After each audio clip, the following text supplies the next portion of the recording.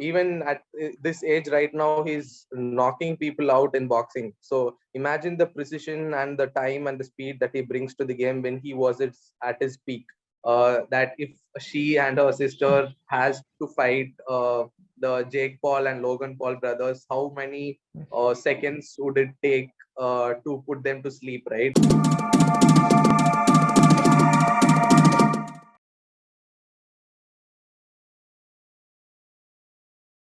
Hello everyone, welcome to the UFC 266 preview from Locker Room India. And to preview this main card, we have with us Indian MMA fighter Glen Fernando, who has won multiple medals at national level and trains out of Combat Kinetics in Chennai. So Glen, thanks a lot for taking time out for this small preview. So how's it going there in Chennai, first of all? To look at how the whole scene is playing out in Chennai is pretty good, and I think the COVID is one major thing that was always putting us on a back pedal, not just in Chennai. I think in all over India. So I think it's going to be 2 years now that we took a little bit of break, but I think things are coming back to normal, and people here are really good, and we are really gifted that we are able to train right now, because I see a lot of business and shops that are closed right now, but at least in terms of gyms and like combat sports, that we have the ability to train right now, and it's a really good thing. Awesome. So we'll get straight into the card. So UFC 266 happens this weekend. So Yes. first of all, before we get into the fight, how excited are you? I'm super excited, especially because Nick Diaz is back. A lot of people who have started following MMA in the last 5 years might not know who is Nick Diaz, but Nick Diaz stands up for his name. He is like the big brother of Nate Diaz, to put it in short terms, right? And yeah, I'm so pumped up for this fight. And Volkanovski versus Ortega is a banger, and I'm excited to see what Shevchenko is bringing to the card this time. So the card opens with the flyweight women's fight between Jessica Andrade and Cynthia Calvillo. So Jessica obviously coming off that loss against Shevchenko, and Cynthia also coming off a loss. So how do you see this fight playing out? The main card opener. So Andrade is a beast. You have to give her that, right? And the way how she slammed Rose Namajunas and to get the title, it was a shocker for everyone, and nobody even thought that's going to happen, right? And Calvillo, if you see, she's from, she's been training in TAM, right? And she's absolute hard worker. She, every time you put her in a place where every time there is a doubt, she completely clears that names out, and I feel she is one of the dark horse in the division, and this fight between is a good opener for the main card. And I feel I'm absolutely thrilled for this fight, and to see this is a proper striker versus wrestler show, and it's a typical MMA fight. So I think in terms of technicality, it's going to be really good. We have to watch out for this. There is a more technicality show coming up in this fight. So just following that, we'll have that heavyweight clash between Curtis Blaydes and Rozenstruik. Rozenstruik obviously is coming off a win against Sakai, but he has only lost to Francis Ngannou and Cyril Gane. So how do you see this fight playing out, and what is its implication on the heavyweight division according to you?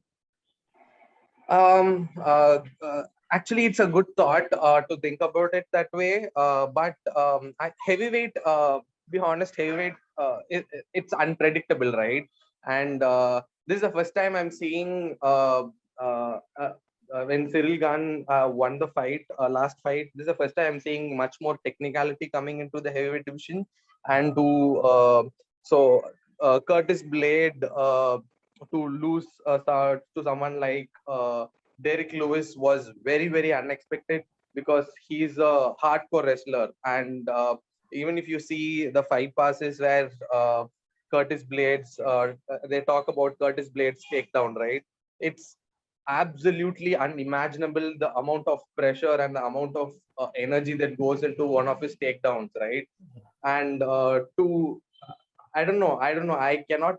I can only think from it from a heavyweight perspective because I'm not a heavyweight. But to look at it, how Rozenstruik and Curtis Blaydes are going to play out, it's going to be very interesting, especially after the knockout that Curtis Blade had against Derek. I'm interested to see what is the game plan that he's bringing because again, Rozenstruik is a very good striker, and you saw what he did to Alistair Overeem in the last minute, right? And it was absolutely in the last minute, and things went out crazily.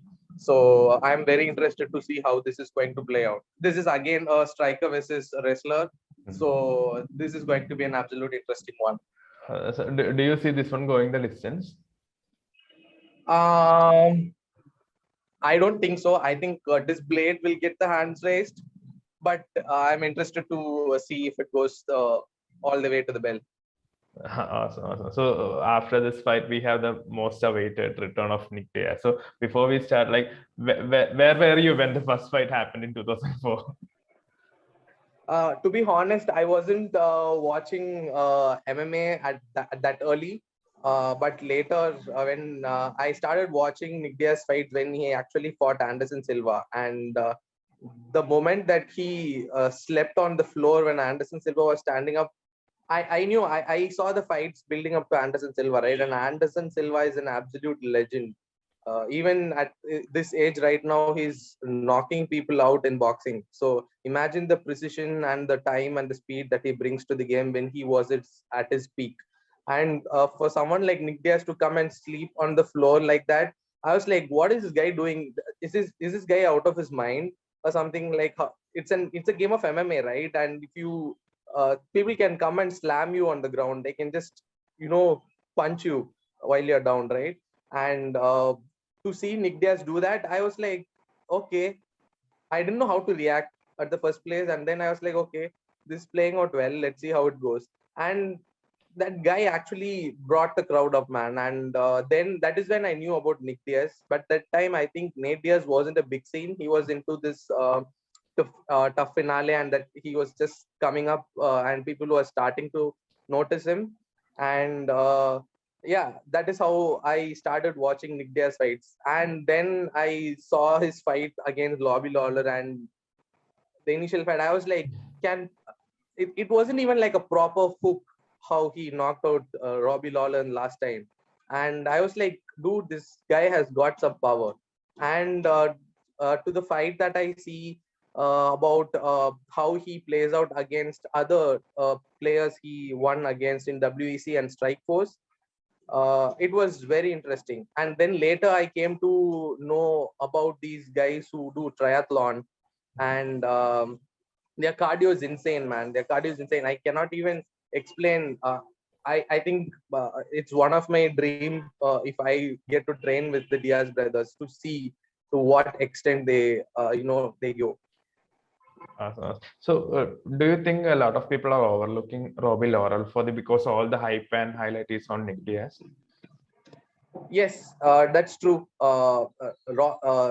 Robbie Lawler's nickname, right? It's Ruthless Robbie Lawler. And I don't think he put up that name. I think it's the people who saw his fights gave that name to him.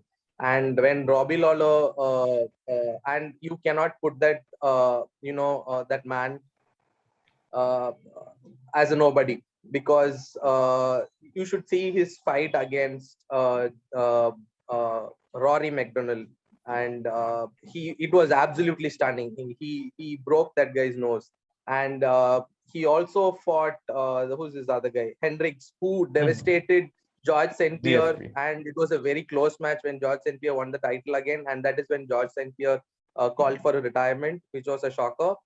And what Robbie Lawler won against him was a close match, I believe.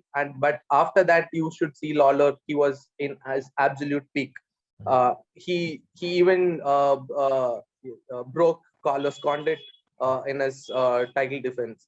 And yeah, I think people are downplaying Robbie Lawler, but so many things have changed. Robbie Lawler had so much experience fighting all the big names in MMA, and obviously that is going to be a big factor in this fight, I believe, because I feel the consistency in training and leading up to a fight and the experience that he had in these years after he fought Nick Diaz the first time is going to play a major role in the upcoming fight in 266. So this is two more questions regarding this fight. This is happening at middleweight. So do you think there's Yeah. an advantage to Nick regarding the weight? I don't think so, because I usually the fighters in UFC, right? They're always one weight ahead and they cut down to the previous weight. Sometimes two, but I think I don't know. I think Nick Diaz felt comfortable fighting in the same weight category without doing a cut down of weight. I'm not sure what is the idea behind it, but I should give uh, the man Lawler hands off to picking up that fight, because you see now a lot of players, they stick to a certain rule set, right, and they don't deviate from it, because obviously discipline plays a major role in that, and they want to stick to a certain category because they are worried about uh, their legacy and all these stuffs.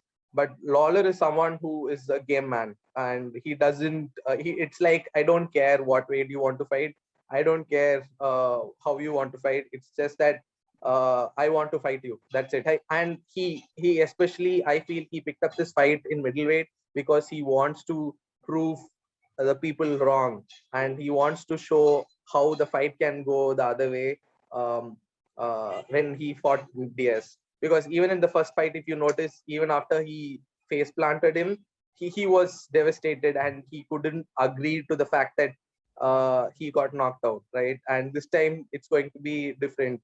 So yeah, I think this is going to be the people's main card, and it's going to be a 5 round fight, which is why I feel Nick Diaz has a good chance, but because of the gap of he had throughout the period, I do not know. I honestly do not know how this is going to go.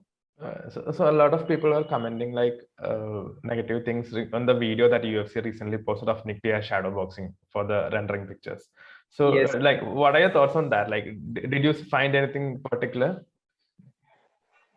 Um, See, shadow boxing is a skill, okay, and proper form and speed, all that is a skill, right?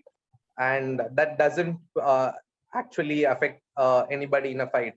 To be honest, when Nate Diaz fought McGregor the first time, there is, I think there was only 1% of the crowd that actually thought Nate Diaz is going to win, because Conor McGregor was a big hype, and Nate Diaz, I think he replaced when Rafael dos Anjos backed out, right? Yes. And nobody thought Nate Diaz was going to win. And to see what that guy put in and the pressure that he put against McGregor, even McGregor did not see that coming, right? And even in the second fight, you can see that McGregor is taking the back pedal and pushing himself to go to the 5 rounds. And if you really stand up to these men, the Diaz brothers, you absolutely cannot win, because the cardio is something that is their. I feel it's their number one shot at winning the fights.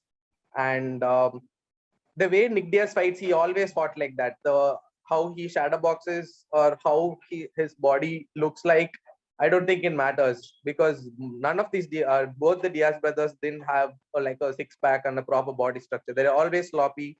They're always they don't have like a good boxing skill. They don't have like a proper guard while they punch. But it's just that they're able to take the punch and keep moving forward, and you hit them so hard, you see them bleed, and then you get tired, you don't know what to do, and that is when things turn around. And so after this fight, we have the co-main event between Valentina Shevchenko and Lauren Murphy. So the obvious question would be, can Lauren Murphy stop Valentina's dominance? uh, I don't know, because it's an interesting one, because what Lauren Murphy has did to this category is cannot be thrown out the park, right? She has proved everyone wrong, right, from a tough time till now. She has always proved it wrong, and I saw the embedded videos, and I think she and her partner is training together. And I think that is an interesting way to look at things, because there is a good connection between you and your training partner, because you are partners, right? And then when you come to the training ground, there is a good amount of connect in terms of mindset, to know what you feel and what you are going to do, and how you are going to do it, and what is the mindset leading up to the fight. All this plays a major role, right? Obviously, Shevchenko is the favorite here, because she has absolutely destroyed the division. And to be honest, when Shevchenko fought Nunes the second time, I thought Shevchenko won, because I think because of the last takedown, Shevchenko lost it. But imagine that Shevchenko to fight Nunes at 145, and then come back to to fight at 135 and then come back to 125, and absolutely destroy people like that. I think she is a big made for that category, for flyweight. And she's a very good striker, and she has a good clinch game, and throws as well, right? So all of these things are going to be all of these things are very obvious, what Shevchenko is going to bring to the table. But I'm excited to see what Lauren Murphy is game plan is, because if you see in the sport of MMA, it's not always about the favorite, right? It gets thrilling when the underdog wins the fight. So I'm really looking forward to see what Lauren Murphy is going to bring to the table. So if we keep apart Lauren Murphy, do you think there is any big challenge for Valentina in the flyweight division? If Shevchenko goes right through Lauren Murphy this time, I don't think there is anyone in the uh, top 10 at least to challenge Shevchenko, because she's at a different level right now. We need to bring something to excite the people in that category. I think even in yesterday's interview, there was this guy who asked Shevchenko that if she and her sister has to fight the Jake Paul and Logan Paul brothers, how many seconds would it take to put them to sleep, right? And she said 0 seconds. I mean, though it is a men to women fight, and having that UFC contracts in place, it's not going to happen. But I think those are some interesting factors that Dana can think about to interest the flyweight crowd. So once this is over, we have the main event between Alexander Volkanovski and Brian Ortega. So Volkanovski obviously has been on an impressive run, 2 wins over Max Holloway, win over Jose Aldo, and Ortega has only lost to Max Holloway. So there's an interesting dynamic. So how do you see this one playing out? This is to be honest, this is a game of chess. Especially this fight, and yeah, like you said, Brian Ortega is a killer, right? And to look at his resume, he's only lost to Max Holloway, and before that, if you look at his fights, he has that guy has a heart, man.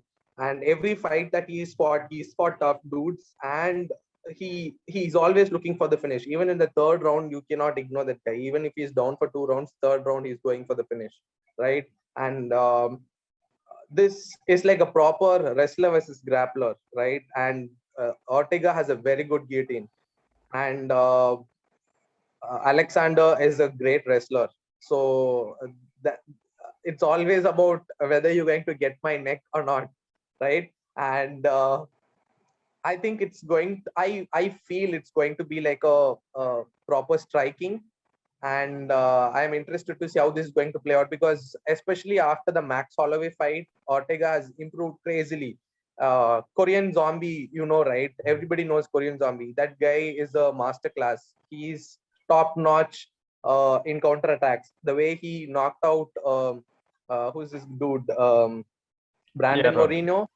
Huh. Yeah, and it was crazy. Like, people didn't even know. It was a very simple concept, and he made him fall for it, right? And to outclass Korean Zombie 5 rounds in striking, that showed what Brian Ortega has improved in a skill, because in today's MMA, how the MMA is evolving, there are very few people in the game of MMA who stick to their own game plan and they don't adapt, right? But Brian Ortega is not that kind. He continuously evolves. He sees where there is a scope of improvement. He learns from his mistakes, and we have that is what we have seen in the fight against Korean Zombie.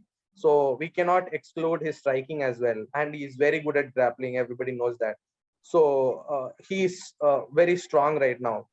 And Alexander Volkanovski is a beast, and that guy is a tank, really. Like, if you see him, he's short, he's stocky, and the pressure that he puts out on people is unimaginable, right? He knocked out Chad Mendes. He uh, uh, devastated Aldo, and nobody thought that he's going to win against Max Holloway, because Max Holloway is very tough and he's long.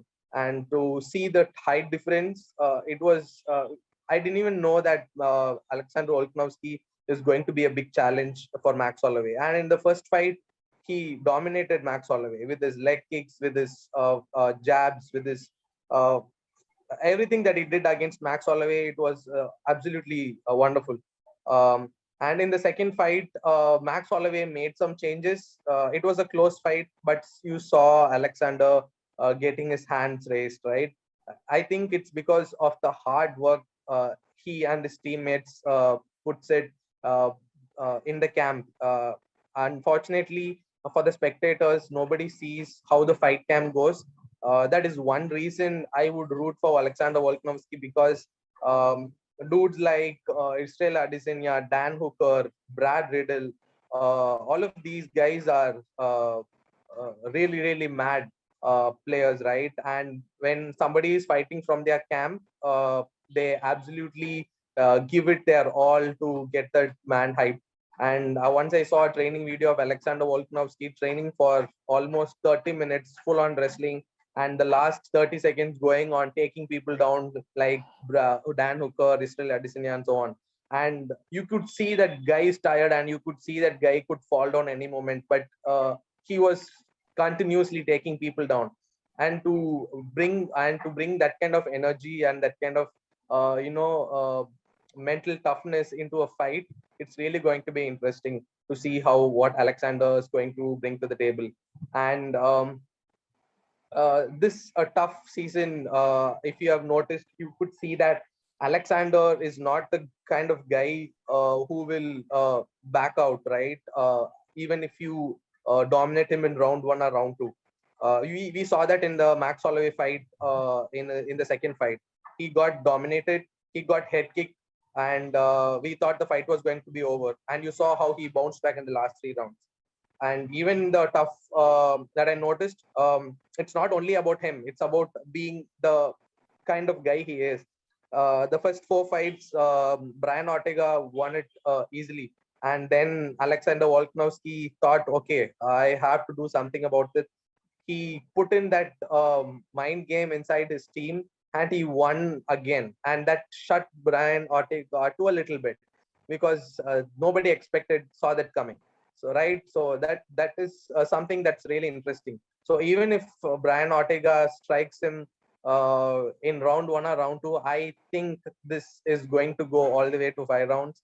And I think Alexander Volkanovski has a little edge over Brian Ortega.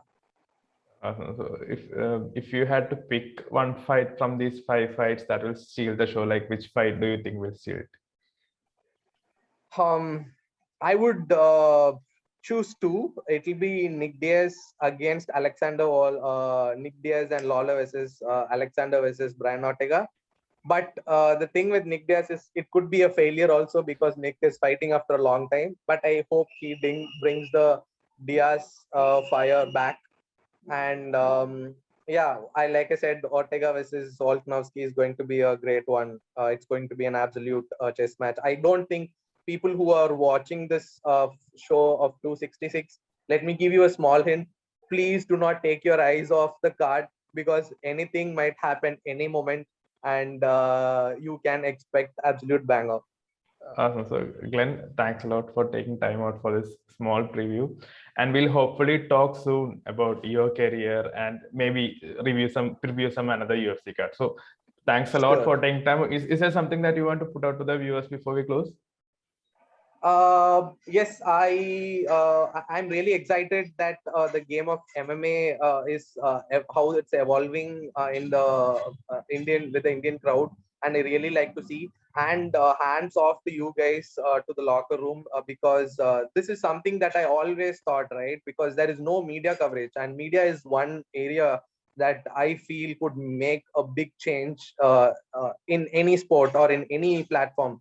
So big thanks to you guys, and big thanks and to the team, and uh, all the sports people and all the fight lovers.